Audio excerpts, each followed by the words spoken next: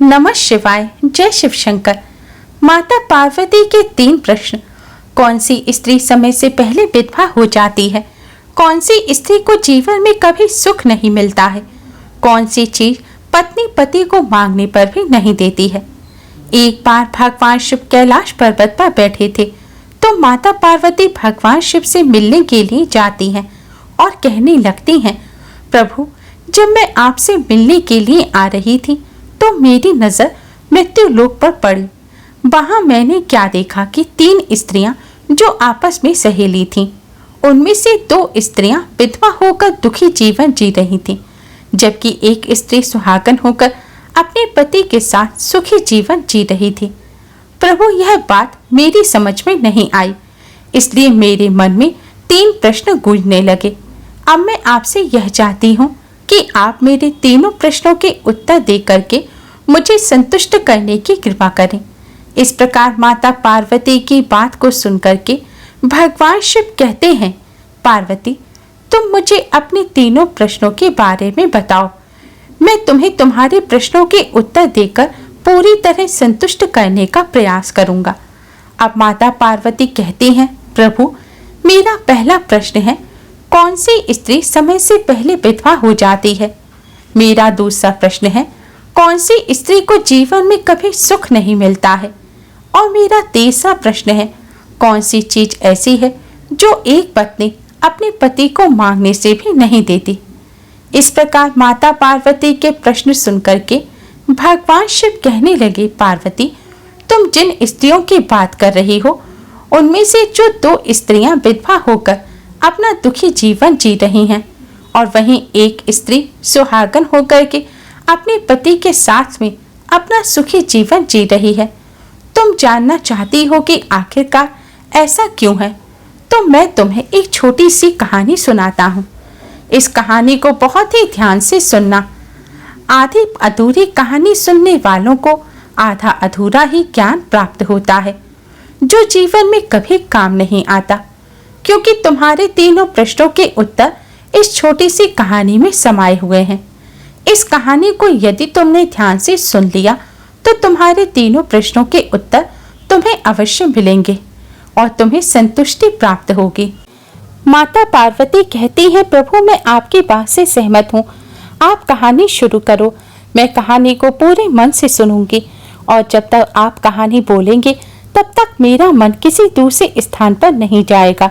भगवान शिव कहते हैं, पार्वती, सबसे पहले तुम्हें मैं उस स्त्री की कहानी सुनाता हूँ जो सुहागन बनकर के सुखी जीवन जी रही है।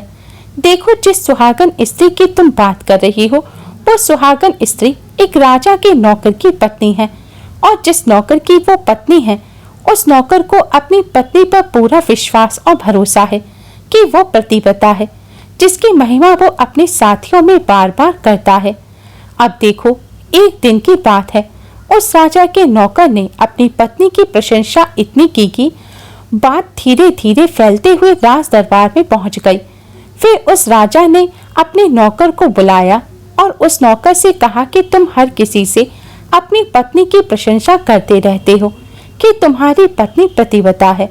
क्या वास्तव में तुम्हारी पत्नी पतिव्रता है? क्या तुम्हें पूर्ण विश्वास है?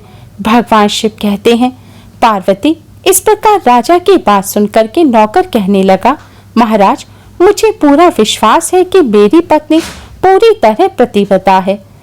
अब उसी समय पर राजा का महामंत्री कहने लगता है, यदि मैं तेरी पत्नी का पतिव्रत धर्म खंडित कर दूं, तो तुझे क्या सजा मिलनी चाहिए?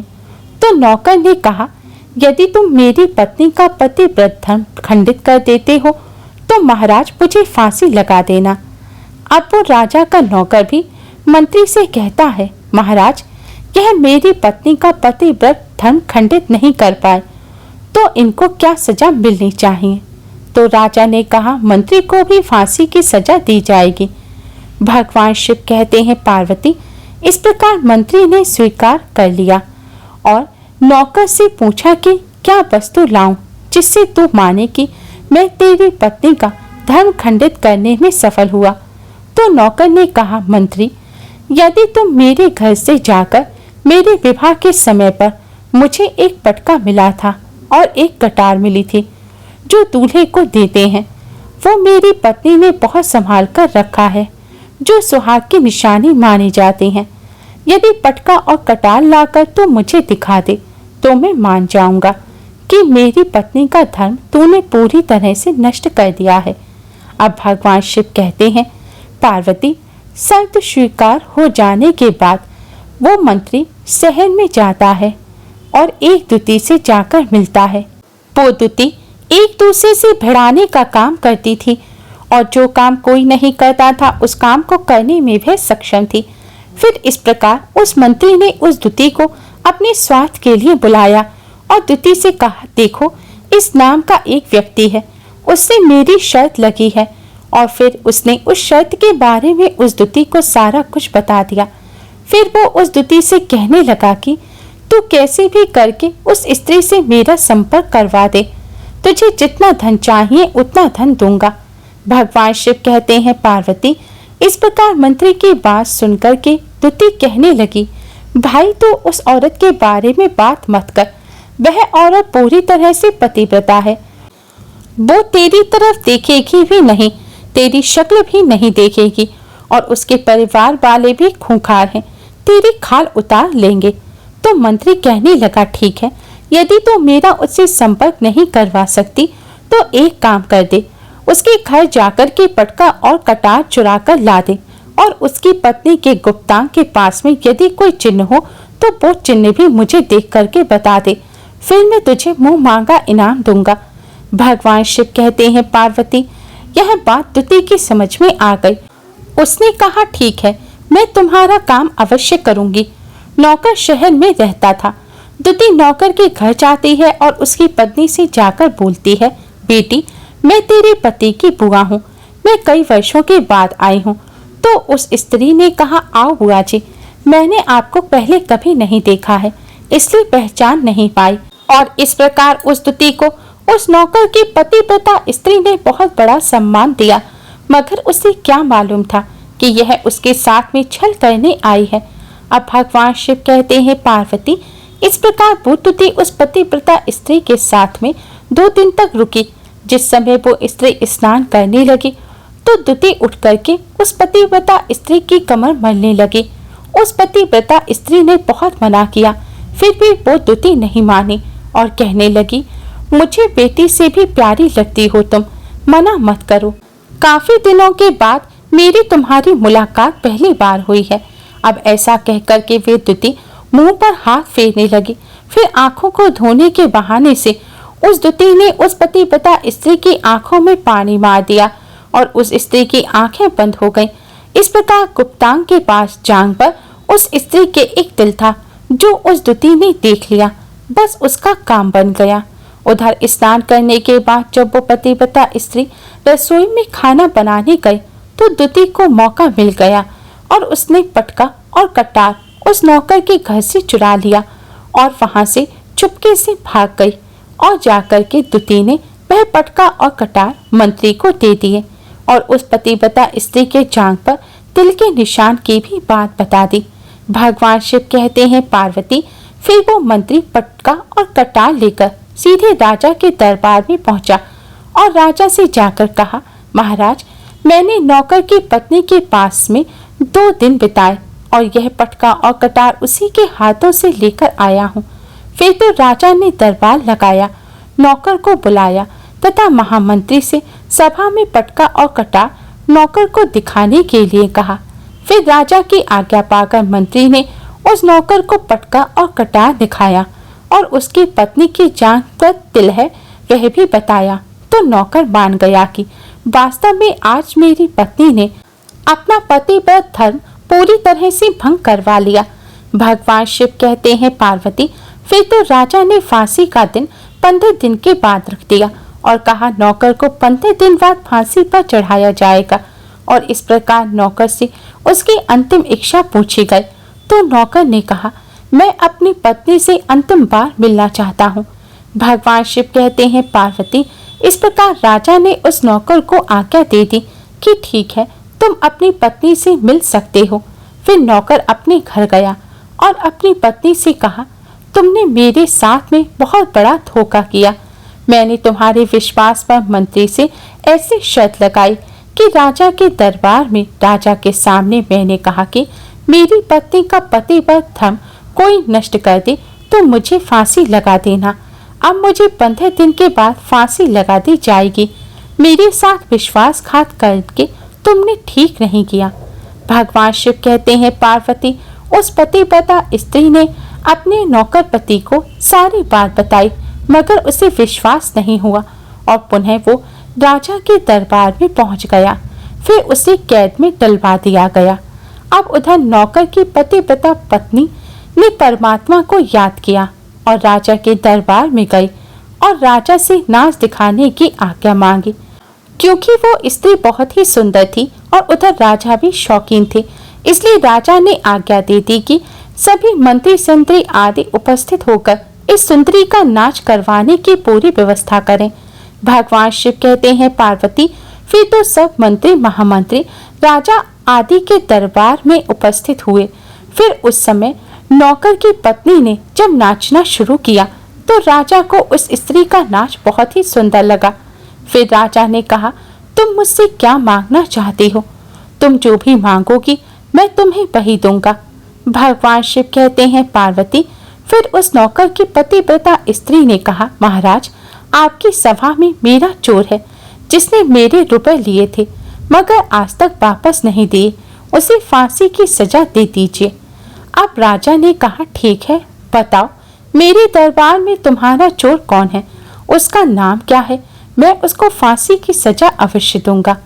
भगवान शिव कहते हैं, पार्वती, उस नौकर की पतिव्रता स्त्री ने कहा, महाराज, आपका मंत्री मेरा चोर है, आप इसको फांसी की सजा दे दीजिए। अब उधर जैसे ही मंत्री ने यह सुना कि ये सुंदरी मुझे अपना चोर बता रही है तो मंत्री कहने लगा, महाराज, मैं कसम खाकर कहता हूँ कि मैंने इसका कभी कुछ नहीं चुराया, मैंने इसको कभी आज तक देखा भी नहीं है, तो मैं इसकी चोरी कैसे कर सकता हूँ? मैंने आज तक इसकी शक्ल भी नहीं देखी है। अब भगवान शिव कहते हैं, पार्वती, जैसे ही मंत्री ने कहा कि मैंने इस सुंदरी की शक्ल आज तक नहीं देखी है तो वो सुंदरी कहने लगी कि महाराज, यदि यह मंत्री मुझे जानता नहीं है तो आप इससे ये पूछिए कि यह पटका और कटार कहाँ से लेकर के आया था। मैं उस नौकर की पत्नी हूँ जो आपके यहाँ नौकरी करता है और आप मेरे निर्दोष पति को फांसी पर चढ़ाने वाले हैं। अब मैं आपको पूरी कहानी सुनाती हूँ। ये जो आपका मंत्री है, इसने मेरे पास में अपनी एक दूती को भेजकर मेरी जान के तिल का पता लगाया और उसने ही यह पटका और कटार चुरा करके इसको लाकर दे दी। और आपके मंत्री के द्वारा भेजी गई दूती जब मेरे घर पर आई थी तो उसने मुझसे कहा था कि वह मेरे पति की बुआ है, वो पहली बार आई थी, इसलिए मैं उसको पहचान ना सकी। और महाराज, इस प्रकार मैंने उस स्त्री को अपने यहाँ पर बहुत बड़ा सम्मान दिया और अपने यहाँ पर ठहरने की व्यवस्था की। भगवान शिव कहते हैं, पार्वती, इस प्रकार उस नौकर की पतिव्रता स्त्री की बात को सुन करके राजा ने दूती को बुलाया। फिर उस दूती ने राजा को सारी सच्चाई बताई। फिर राजा ने उस नौकर को छोड़ दिया और मंत्री को फांसी पर चढ़ा दिया। भगवान शिव कहते हैं, पार्वती, इस प्रकार उस नौकर की पतिव्रता स्त्री ने अंत में राजा से कहा, महाराज, मैं अपने पति से बहुत प्यार करती हूँ, मैं एक चरित्रवान स्त्री हूँ, कभी भी अपने पति का नाम तक अपने मुंह से नहीं लेती हूँ। अब भगवान शिव कहते हैं, पार्वती, मेरी कहानी पूरी हुई। अब तुम अपने तीनों प्रश्नों के उत्तर सुनो। तुम्हारा पहला प्रश्न था, कौन सी स्त्री समय से पहले विधवा हो जाती है? तो जो स्त्रियां अपने पति का नाम लेती हैं वो समय से पहले ही विधवा हो जाती हैं, क्योंकि पति का नाम लेने से पति की उम्र कम हो जाती है और समय से पहले ही उनकी मृत्यु हो जाती है। ऐसी स्त्रियां जो अपने पति का नाम लेती हैं वह समय से पहले ही विधवा होकर के एक दुखी जीवन जीती हैं। बस यही राज की बात है कि तुम जिन 3 सहेलियों की बात कर रही थी उनमें से 2 विधवा थीं और एक यह नौकर की पत्नी थी जो पतिव्रता स्त्री थी। यह पतिव्रता कभी भी अपने पति का नाम कभी भी अपने मुंह से नहीं लेती थी। उधर वो दो स्त्रियां जो विधवा होकर के जीवन दुखी से जी रही थीं, वो हमेशा अपने पति का नाम लेकर ही बुलाती थीं, जिसकी वजह से उनके पति की उम्र कम हुई और फिर वो दोनों स्त्रियां समय से पहले ही विधवा हो गईं और आज वो दुखी जीवन जी रही हैं। इसलिए कभी भी स्त्री को अपने पति का नाम अपने मुंह से नहीं लेना चाहिए। अब तुम्हारा दूसरा प्रश्न था, कौन सी स्त्री को जीवन में कभी भी सुख नहीं मिलता है? तो समझ लो, जो स्त्रियां अपने पति की बिना अनुमति के किसी तीर्थ स्थान या उत्सव पर जाती हैं, उनके जीवन में कभी भी सुख नहीं आता। ऐसी स्त्रियां जीवन में दुखी रहती हैं और उन्हें पति का कभी प्रेम नहीं मिलता। अब भगवान शिव कहते हैं, पार्वती, तुम्हारा तीसरा प्रश्न था कि ऐसी कौन सी चीज है जो एक पत्नी अपने पति को मांगने से भी नहीं देती? तो समझ लो, वो चीज गाली है। एक चरित्रवान स्त्री अपने पति को गाली नहीं दे सकती। जो स्त्री गाली देती है वो स्त्री कभी भी चरित्रवान नहीं होती और ऐसी स्त्री जीवन भर रोती है। उसके जीवन में कभी भी सुख की घड़ी नहीं आती है और समय से पहले ही ऐसी स्त्री विधवा हो जाती है।